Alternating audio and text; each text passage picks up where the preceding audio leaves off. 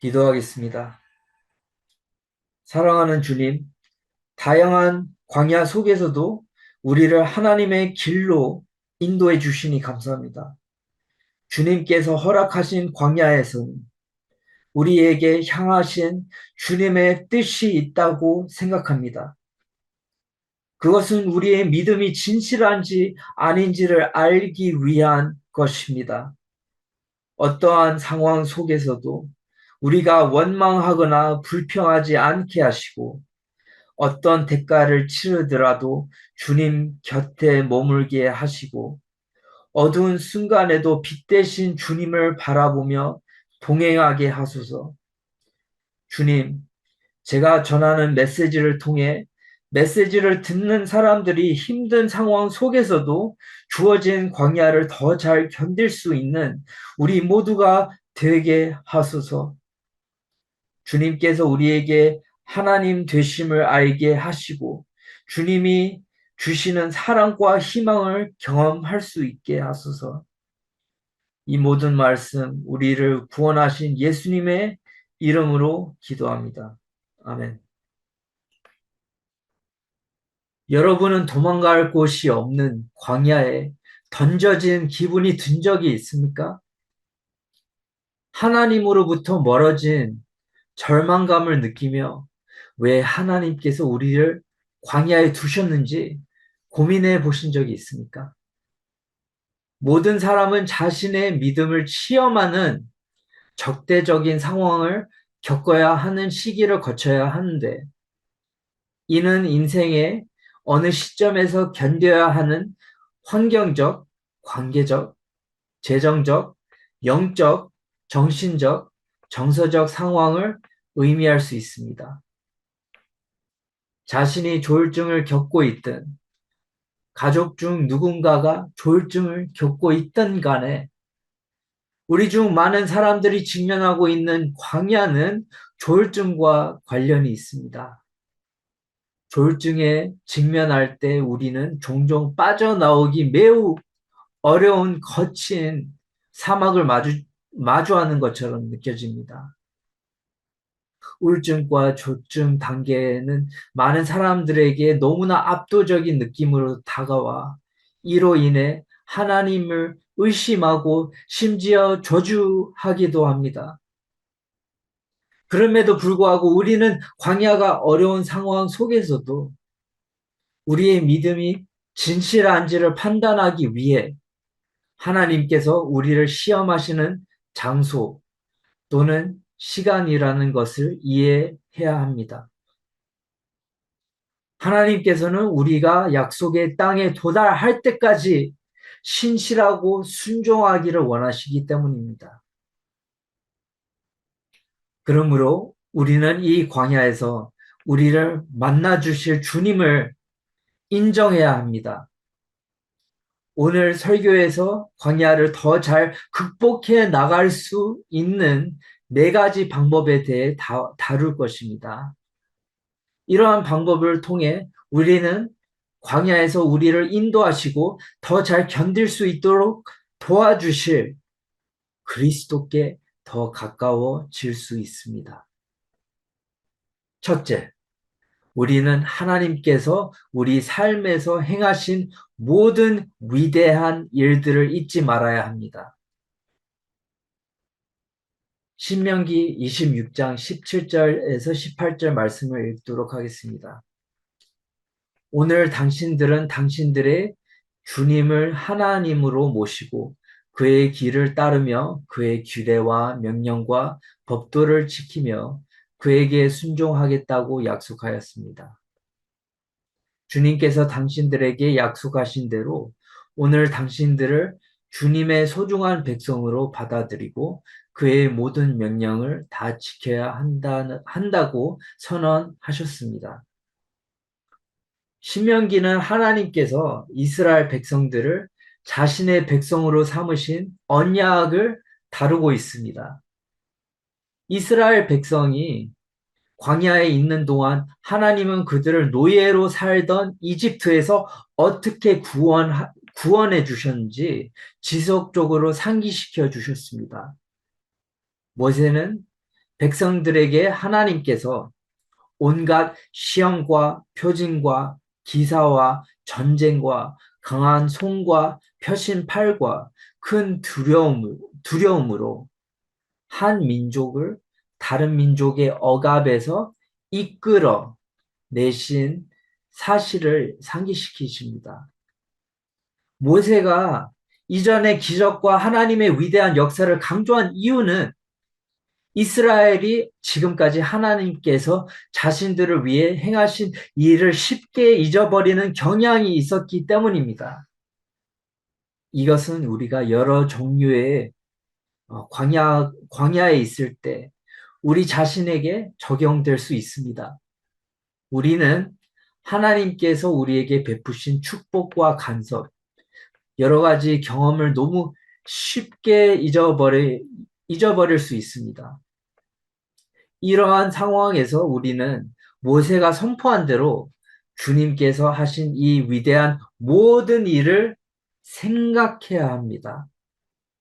하나님께서 우리 삶에서 행하신 모든 위대한 일들을 잊지 말고 광야에 있을 때 오히려 그것을 희망의 원천으로 바라보아야 합니다.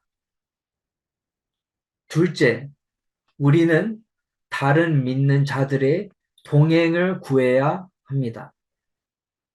사무엘상 23장 17절 말씀을 같이 읽도록 하겠습니다. 전혀 두려워하지 말게. 자네를 해치려는 나의 아버지 사울의 세력이 자네에게 미치지 못할 걸세. 자네는 반드시 이스라엘의 왕이 될 걸세. 나는 자네의 버금가는 자리에 앉고 싶네. 이것은 나의 아버지 사울도 아시는 일일세. 사울의 아들 요나단이 다윗을 광야에서 처음 마주쳤을 때 위로하는 말입니다. 다윗은 자신을 죽이려는 사울을 피해 광야로 도망칩니다. 이때 다윗은 몸뿐만 아니라 마음도 지쳐서 괴로웠을 것입니다. 하지만 요나단의 위로의 말을 통해 다윗은 희망을 찾습니다.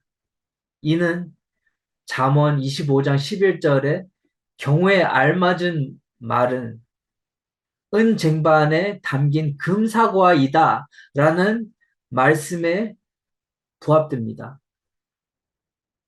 다윗과 요나단의 우정을 통해 우리는 광야의 고독한 삶에서 의로운 지지자를 곁에 두는 것이 얼마나 중요한지 깨달을 수 있습니다.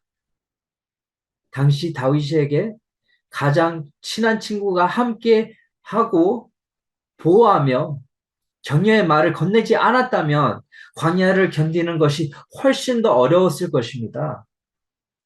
이 성경의 예에서 우리는 광야에서 고난을 겪을 때 혼자서 그 상황을 헤쳐 나가려고 하는 것보다는 도움을 줄 수 있는 사람들에게 좋은 조언을 구해야 한다는 결론에 도달하게 됩니다. 가장 어려운 때에 용기를 낼 수 있도록 하나님께서 적절한 순간에 돕는 사람들을 우리 삶에 보내주시기를 기도할 수 있습니다. 또한 우리는 다른 사람들이 어둠의 시기에 직면했을 때 요나단처럼 그들을 격려하는 사람이 되어야 한다는 것을 깨달을 수 있습니다.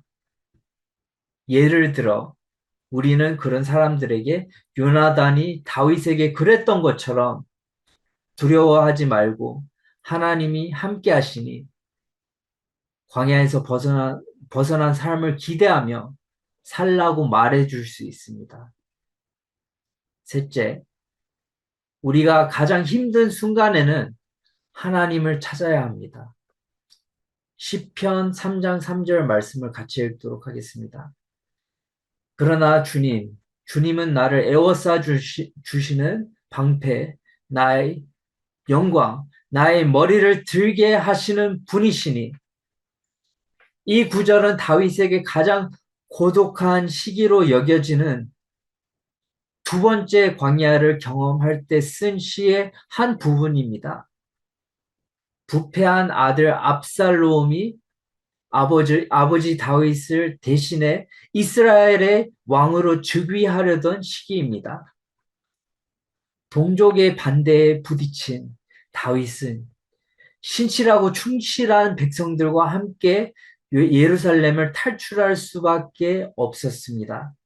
그는 더 이상 왕국의 편안함과 안전이 보장되지 않는 광야로 들어가면서 고통의 눈물을 흘립니다.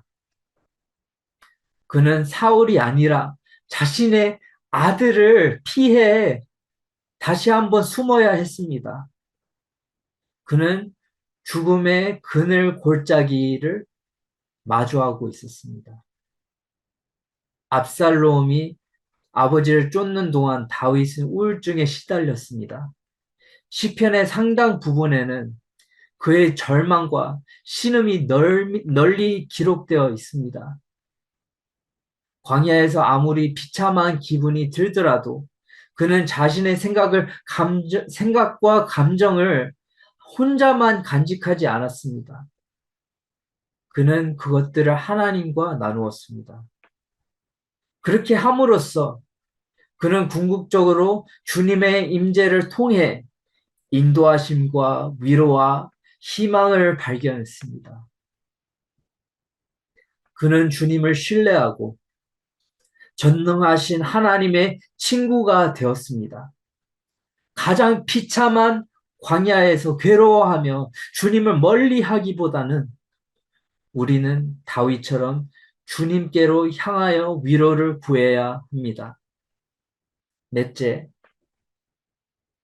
광야를 견딜 수 있도록 성경 말씀으로 무장해야 합니다. 마태복음 4장 4절 말씀을 같이 읽도록 하겠습니다. 예수께서 대답하셨다. 성경에 기록하기를 사람이 빵으로만 살 것이 아니라 하나님의 입에서 나오는 모든 말씀으로 살 것이다 하였다. 사탄은 예수님이 영양이 충분하고 갈증이 해소된 상태보다 더 약해졌을 것이라는 그것을 알고 예수님을 유혹하기로 결심했습니다. 사탄은 예수님에게 돌을 빵으로 만들어 보라고 하고 높은 절벽에서 뛰어내리라고 하고 자신에게 경배하라고 말합니다. 예수님은 하나님의 입에서 나오는 모든 말씀으로 살 것이다. 주 너의 하나님을 시험하지 말아라. 주 너의 하나님께 경배하고 그분만을 섬겨라. 라고 대답하십니다. 예수님은 신명기에 기록된 말씀으로 사탄을 꾸짖으십니다. 그리스도인으로서 우리는 모두 예수님을 닮아야 한다는 것을 알고 있지만 우리는 성경에 대한 그분의 지식과 인식에 있어서 그분을 본받아야 합니다. 예수님처럼 성경으로 무장할 때 우리는 마귀의 유혹과 공격을 더 물리칠 수 있습니다. 우리는 성경을 통해 인내할 수 있는 희망과 하나님께서 우리 삶에서 원하시는 것이 무엇인지 분별할 수 있는 지혜를 얻을 수 있습니다. 우리는 성경 말씀을 무기로 삼아 영적인 공격으로부터 자신을 보호하고 궁극적으로 하나님의 은혜를 얻을 수 있습니다. 그러므로 광야를 더 잘 견딜 수 있기 위해 주야로 성경을 열심히 읽으며 말씀을 묵상해야 합니다. 광야가 아무리 힘들더라도 부정적인 시각으로만 바라봐서는 안 됩니다. 광야는 광야를 통과한 후에 우리가 변화되고 영적으로 더욱 성숙해지며 하나님과 긴밀히 연결될 수 있는 곳입니다. 오늘 우리가 배운 교훈을 잊지 맙시다. 하나님께서 우리 삶에서 행하신 모든 위대한 일들을 잊지 말아야 한다는 것, 다른 믿는 자들의 동행을 구해야 한다는 것, 가장 힘든 순간에도 하나님을 찾아야 한다는 것, 광야를 견딜 수 있도록 성경으로 무장해야 한다는 것, 그것들입니다. 각 요점은 궁극적으로 예수님과의 관계와 관련이 있습니다.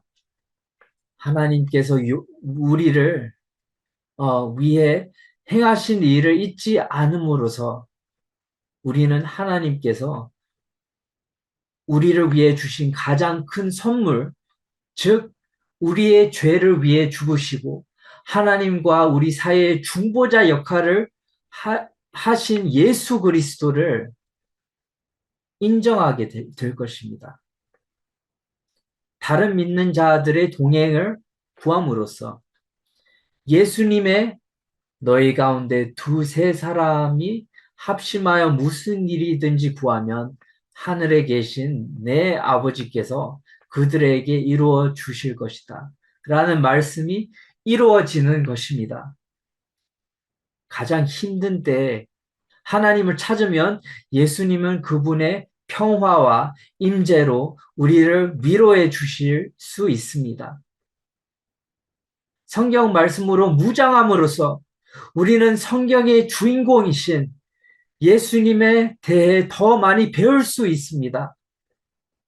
광야를 극복하는 이러한 방법을 통해 우리는 시련 속에서 기쁨을 찾고 광야에서 길이요, 진리요, 생명이신 예수님으로부터 힘을 얻을 수 있습니다. 그분은 탈출구를 마련해 주실 분입니다. 오늘 제가 여러분들과 함께 나눈 광야를 극복하는 방법을 따름으로써 예수님께 더 가까이 다가가 그분이 우리의 인도자, 공급자, 구세주가 되시기를 기도합니다. 기도하겠습니다. 하나님, 우리는 광야를 더 잘 견디고 극복할 수 있는 네 가지 방법에 대해 배웠습니다. 우리는 하나님께서 우리를 위해 행하신 일을 잊지 말아야 하며 믿는 자들이 함께 해주기를 구하고 가장 어려울 때 주님께 손을 내밀고 어려운 시기에 성경을 묵상하기를 원합니다. 이 모든 권면이 우리의 죄를 위해 십자가의 고난을 당하신 예수 그리스도를 가리킨다는 것을 깨닫게 하소서. 오직 주님만이 우리의 어둠 속 빛이 되시며 광야의 길이 되신다는 사실을 잊지 않기를 바랍니다. 주님, 우리는 연약하여 넘어지고 낙심하기 쉽지만 어떤 상황 속에서도 주님께 의지하며 그리스도처럼 광야를 헤쳐나가게 하옵소서. 그리하여 천국에 들어갈 때 주님께서 우리에게 미소를 지을 수 있도록 살게 하옵소서. 예수님의 이름으로 기도합니다. 아멘.